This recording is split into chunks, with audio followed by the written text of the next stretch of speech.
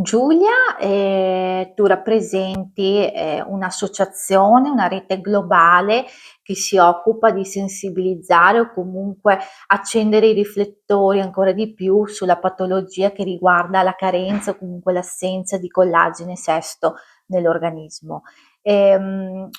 una volontà appunto di accendere i riflettori che vi ha portato alla decisione di fare una raccolta firme mondiale per chiedere alle Nazioni Unite che il 6 giugno venga istituzionalmente riconosciuta come giornata mondiale legata a questa patologia. È corretto? Sì, è un'iniziativa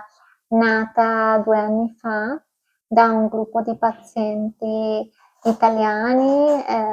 in collaborazione con il gruppo tedesco, quello russo e quello in Turchia, e è nata con l'idea di unire le risorse, non solo economiche, però anche umane, e di spingere verso una maggiore attenzione e maggior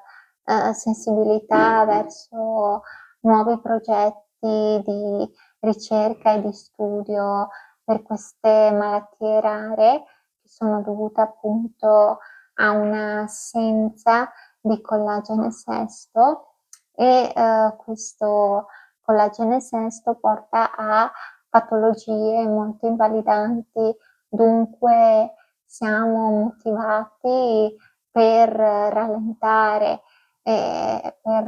i sintomi e per creare nuovi progetti che aiutino i pazienti per migliorare la loro qualità di vita.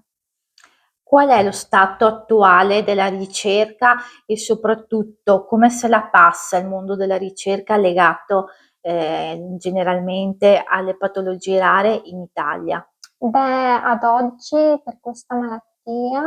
non c'è un farmaco nel mercato che possa dirsi efficace per rallentare i sintomi. Ovviamente ci sono molti studi che riguardano, ad esempio, le cellule staminali o altre sostanze che purtroppo non sono legalmente definite un farmaco, quindi non sono accessibili dai pazienti, e dunque noi siamo sempre attivi nel finanziare i nostri ricercatori dell'Università di Padova, che oramai da 20 anni studiano nei modelli animali nuove sostanze che possano dare risultati evidenti e positivi, ecco. Secondo te, da parte delle istituzioni, bisognerebbe fare qualcosa di più per dare supporto sia, alla ricerca, ma anche a voi persone con patologie rare? Ma io credo che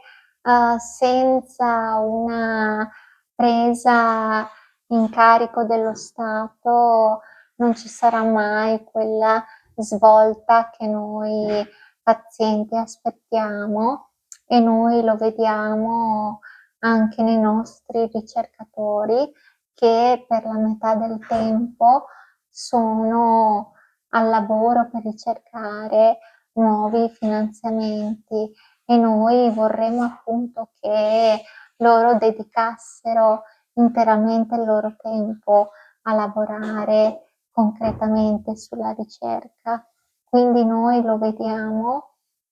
concretamente nei ricercatori in Italia,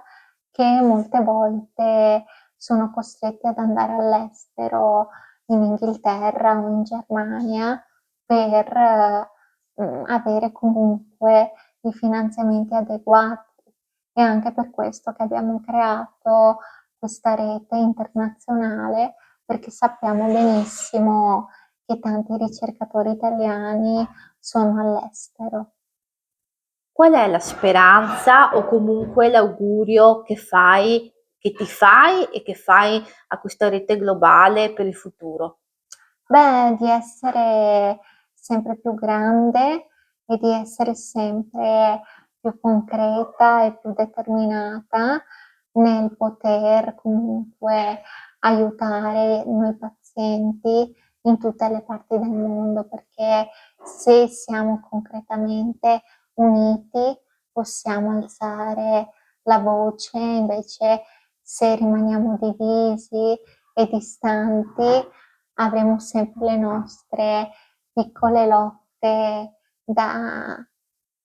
affrontare ogni giorno, invece se siamo un gruppo coeso possiamo ottenere il cambio e la svolta.